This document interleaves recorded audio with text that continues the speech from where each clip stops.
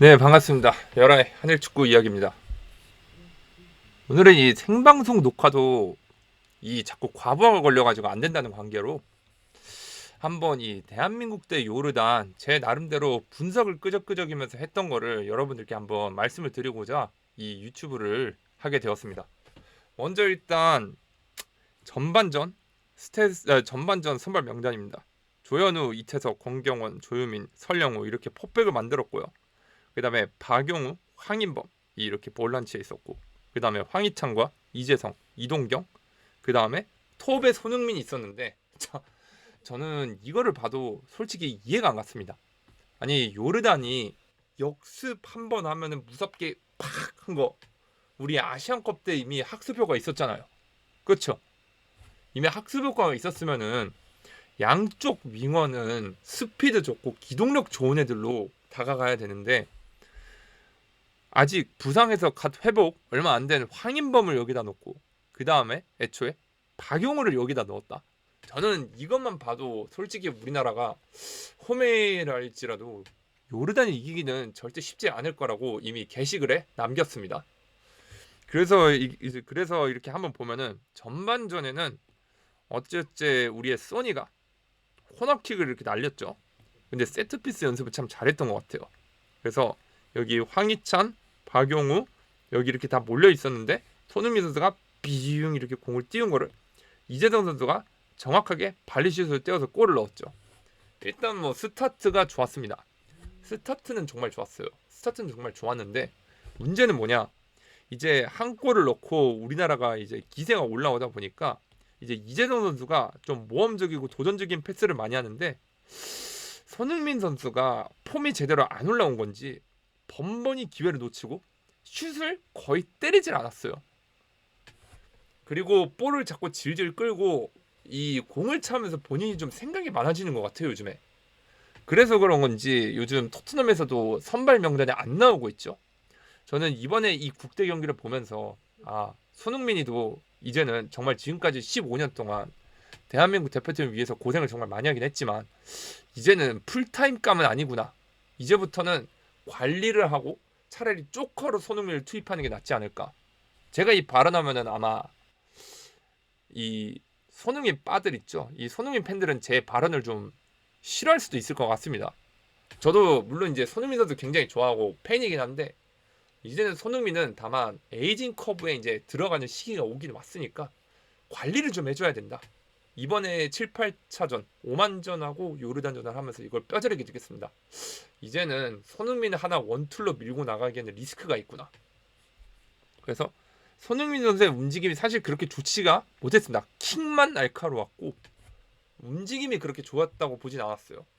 그리고 또 이제 계속해서 박영우 선수가 혼자 고립이 되고 황희찬, 이재성, 그 다음에 이동경 이런 선수들이 교통 정리가 제대로 안 되다 보니까 박영우 선수가 자꾸 고립되는 상황이 와가지고 권경훈 선수하고 조유민 선수가 어버버거리다가 결국은 전반전 30분 경에 한 골 이렇게 먹었죠.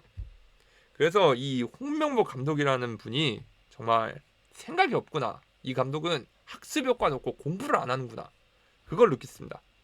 애초에 이동경 선수를 집어넣을 생각이었더라면은 차라리 그나마 부상에서 갓 돌아온 황인범을 넣을 바에야 이재성을 넣고 이동경 이렇게 해놓고 차라리 지금 소속팀이 오늘 양민혁 선수 폼 좋았잖아요. 근데 양민혁 선수가 들어가기에 좀 리스크가 있었다 싶으면은 여기다가 차라리 양현준을 넣는 게 어땠을까 이런 생각이 들거든요. 솔직히 이 멤버로면은 우리나라 충분히 비워볼 했습니다.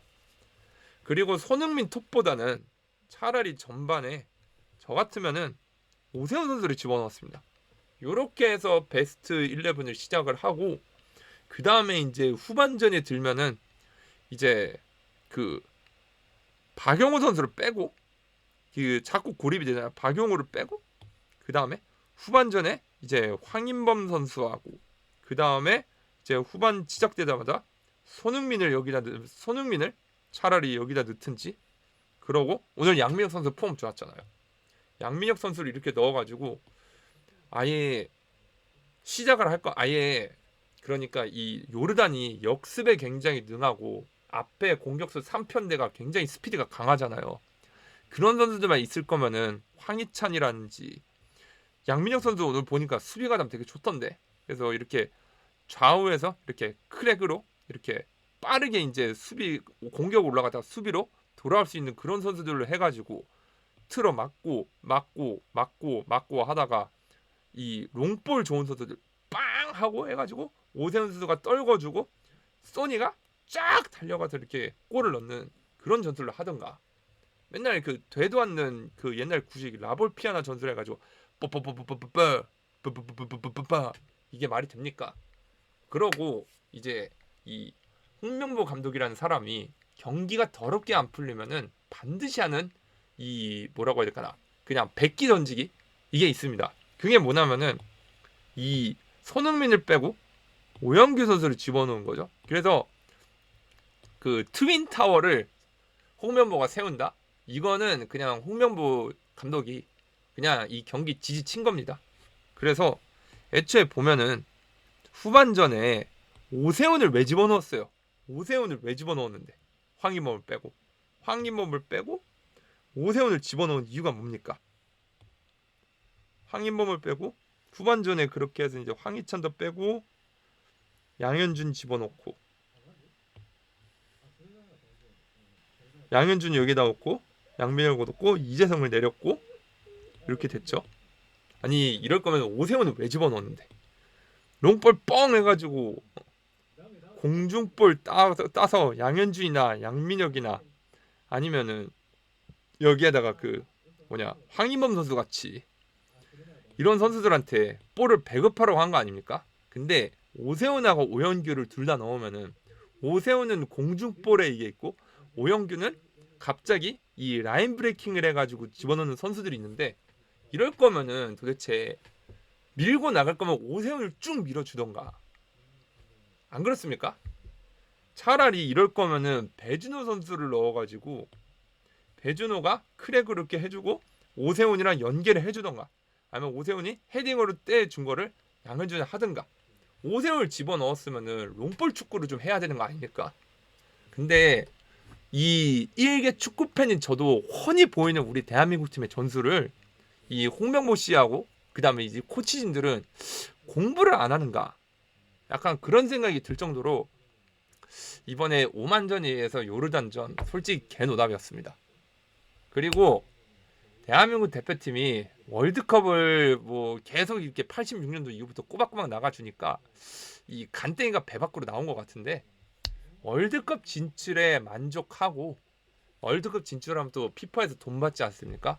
그걸로 지들끼리 헤쳐먹고 그 다음에 이제 대한민국 대표팀이 월드컵 16강을 넘어서 8강을 가고 4강을 가고 어떤 인프라를 구축해서 어떤 대한민국의 이제 인재풀들을 늘릴까 그런 이제 철학에 대한 고민은 이 정몽규 씨를 포함한 우리나라 축구인들이 안 하는 것 같습니다. 그냥 자기네들끼리 대표팀 감독 돌려먹으면서 헤쳐먹고 싶어서 딱 그것만 생각하는 것 같아요. 그러니까 맨날 그러잖아요. 숲을 보고 숲을 봐라. 나무만 보지 말고 숲을 봐라. 이런 얘기 자주 하잖아요. 근데 이 정몽규 씨를 포함한 이 축구계에는 지금 과연 우리가 이 숲을 보고 우리가 하나하나 지금 이렇게 일을 하는 걸까요? 잔디 상태도 여전히 안 좋아 보이던데. 그래서 이 이정효 감독님 같이 유능한 감독이 있으면은 자기 말 안 들으면 또 내칠 거 아니야. 정몽규 씨 같은 사람은 굉장히 옹졸한 사람이니까요. 그러니까 그런 아집 하나하나가 결국 홍명보 같이 무능한 감독을 이끌고 이렇게 작태를 만드는 거 아니겠습니까? 지금 이 최종 예선 8경기를 보면서 오히려 클린스만이 공격은 더 화끈했구나 그런 생각이 들 정도로 답이 없습니다. 차라리 제가 만약에 감독이었더라면은 이태석을 여기다 넣지 말고 설령우 그 다음에 박승욱을 여기다 이렇게 집어넣고 무조건 이재성, 박영우 그 다음에 차라리 이동경을 여기다가 이렇게 세우는 게 낫지 않을까. 이동경을 여기다 이렇게 두고 그 다음에 전반전 같은 경우에는 황희찬하고 양현준을 여기다 놓고